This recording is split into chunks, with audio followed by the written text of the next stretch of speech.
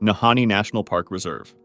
Found in Canada and nicknamed the Valley of the Headless Men, I'll explain why later, it has no roads, and the only practical way to reach it is by float plane or helicopter, usually from Fort Simpson, hundreds of miles away. If you still wanted to visit it, you'd be required to register and deregister with park officials for safety, and in most areas, you wouldn't even be able to land without special permits or staff accompaniment. On top of that, Virginia Falls, the park's centerpiece, requires a reservation months in advance due to limited access and the need to protect the fragile ecosystem. While it's pretty beautiful, the history of the place isn't. It earned its nickname after a series of unexplained deaths in the early 1900s, beginning with two prospectors whose headless bodies were found in 1908. Over time, other disappearances and mysterious incidents followed, adding to its reputation as one of the darkest places in the Canadian wilderness. Also, the entire land is considered sacred to the Dean people. Surtsey Island.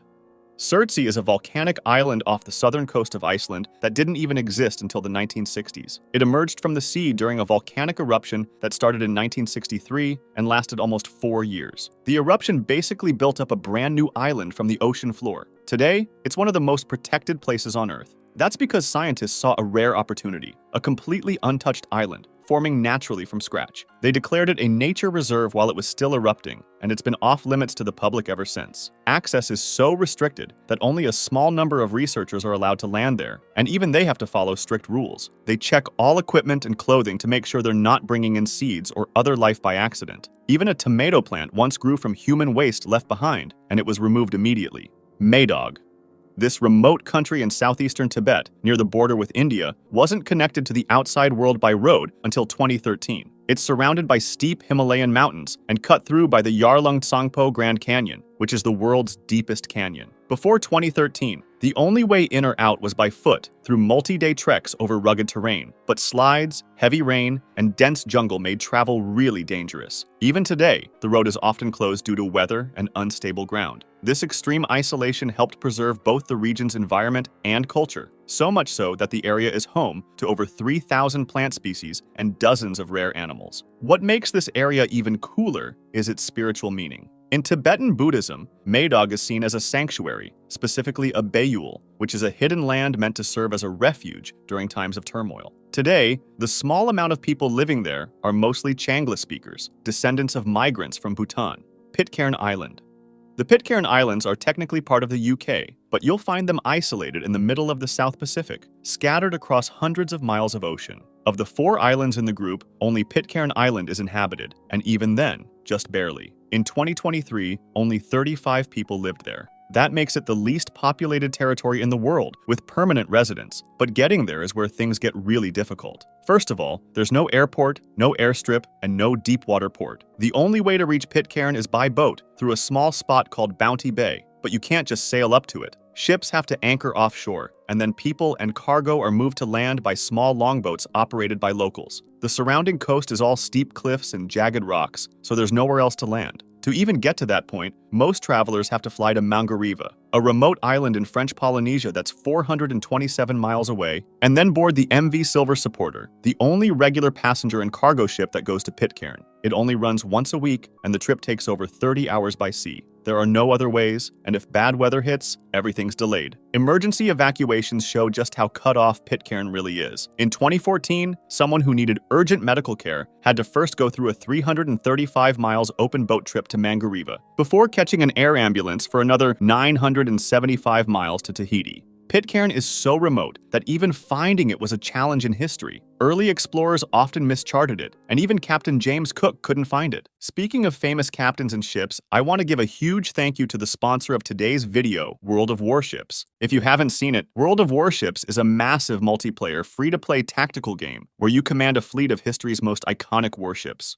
The level of detail is insane. It takes the developers an average of 6 months to build each ship from historical blueprints. And in battle, things like dynamic weather effects can completely change your tactics every game. It's crazy that you can play such a detailed game for free on your PC. They're celebrating American naval history with a special 4th of July campaign and have an incredible welcome pack for new players. You can get it right now by clicking the very first link in my description and using the code STEPUP when you sign up. It hooks you up with a huge bonus: 2 free American ships, a special stars and stripes skin, 7 days of premium account time, 1,000,000 credits, and 500 doubloons. With a massive active community, new events dropping every week, and tons of game modes from competitive clan battles to casual co-op, you'll never run out of things to do. You can even play with the U.S. aircraft carrier USS Essex, which played a crucial role during the Cuban Missile Crisis while Castro was still in power. So click that link at the top of the description and in the pinned comment to download for free and claim your starter pack.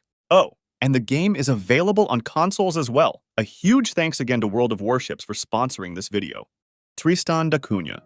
Tristan da Cunha, often called the most remote inhabited island in the world, is located in the middle of the South Atlantic Ocean, and it sits over 1,490 miles from the nearest mainland in South Africa and more than 2,050 miles from South America. There are no airports, no runways, and no airstrips, so the only way to reach it is by boat, and only a handful of ships make the trip each year, mainly from Cape Town, with the journey taking around a full week at sea in often rough conditions. Even when ships do arrive, setting foot on the island isn't guaranteed. There's no deep-water harbor, so docking depends entirely on the weather. Strong swells often make it impossible to get out of the ship. And even before all of that, you need approval from the Island Council, proof of health insurance covering medical evacuation, a fully paid return ticket, and accommodation booked in advance, since there are no hotels, only guest houses or private homes that take visitors. Because of its extreme isolation, Tristan da Cunha has managed to preserve a unique way of life. The island has one small village, no mobile network, and a community of under 250 people, most of whom are descendants of just a few families. All land is communally owned, and outsiders are not allowed to buy property or settle permanently. Supplies come by ship just a few times a year, and the internet only became somewhat functional in recent years with the arrival of satellite connections like Starlink. Oymyakon. Oymyakon, in Russia, is the coldest inhabited place on Earth. It sits in a valley surrounded by mountains in the Oymyakon Highlands, which is one of the main reasons it gets so cold. These mountains trap cold air like a freezer, and during winter, warm winds simply can't get in. At the same time, Oymyakon gets just a few hours of sunlight in the middle of winter, making it even harder for temperatures to rise. This extreme geography led to one of the lowest temperatures ever recorded in a place where people live. -89.9 degrees Fahrenheit, measured in 1933. There's even a monument in town commemorating an unofficial reading of -96.2 degrees Fahrenheit from 1924. For comparison, that's colder than the inside of a freezer, and not far from the surface temperatures seen on Mars. In the past, Oymyakon had around 2,500 residents, while today, fewer than 900 people remain. Travel is no easier too. Oymyakon lies along the Kolyma Highway, also known as the Road of Bones, which was built by Gulag prisoners. Reaching it by road is long and risky, especially in winter, and air access is limited. If anything goes wrong, help is too far away. Bouvet Island. While Tristan da Cunha was the most remote inhabited island in the world, Bouvet Island is the most remote island point blank. It's a small volcanic island in the South Atlantic Ocean under the Norwegian government, and it sits over 1,056 miles away from Antarctica and even farther from the nearest inhabited places. Covered almost entirely by glaciers and surrounded by rough seas, landing on the island is extremely difficult. The only somewhat accessible point is a rocky area called Niroisa, formed by a landslide in the 1950s, where Norway has built a small automated weather station. Its isolation has even made it the subject of mystery. In 1964, a British expedition found an abandoned lifeboat on the island, with no clear explanation of how it got there. And in 1979, a US satellite detected a double flash near Bouvet Island, something consistent with a nuclear test, but the source remains officially unexplained. As of today, the island remains mostly untouched, with large populations of penguins and seals. Amundsen Scott South Pole Station. The Amundsen Scott Station is the southernmost permanently inhabited place on Earth. It sits right at the geographic South Pole, and it's run by the U.S. National Science Foundation, so the station falls under U.S. jurisdiction. Built in 1956, it was the first permanent structure at the pole. Before that, Antarctica's interior had practically no human presence. Most activity was confined to the coast. That's because getting there is pretty hard and the living conditions are pretty extreme. The station gets 6 months of non-stop sunlight, followed by 6 months of complete darkness. Temperatures can drop below -99 degrees Fahrenheit, and during the polar night, violent storms and blizzards are common. But those harsh conditions also make it perfect for things like astronomy and studying cosmic radiation. There's no port or road connecting it to the outside world, just seasonal flights from McMurdo Station and a 994 miles overland supply route called the South Pole Traverse. In summer, the station hosts about 150 people, including scientists and support staff. In winter, only about 40 to 50 people stay behind, completely isolated for nearly 8 months. There's even a tradition. Once the last plane leaves for winter, the team watches all 3 versions of the thing back to back. The Kerguelen Islands, also known as the Desolation Islands, they're more than 50 miles from the nearest inhabited territory, and you can't fly there as there's no airport. The only way to reach them is by ship, usually a supply vessel from Réunion Island that makes just a few trips a year. The main island, Grande Terre, is surrounded by hundreds of smaller ones, and the seas around are rough. The weather is cold and wet, and strong winds are almost constant, making travel and anchoring difficult. There are no permanent residents, but France maintains a scientific base at Port-au-Français with a rotating team of researchers and support staff, usually between 50 and 100 people. Point Nemo.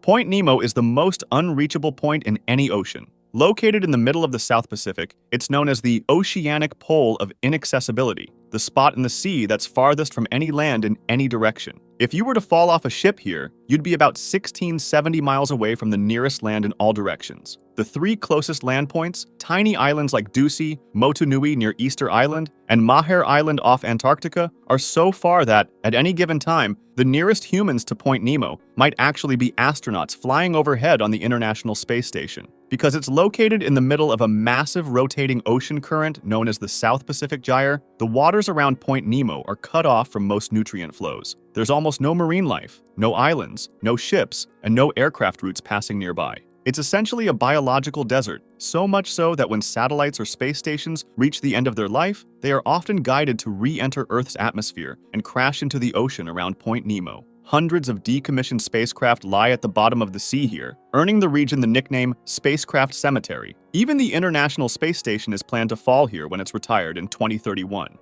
If you liked this video, subscribe for similar ones or join my Discord to suggest another.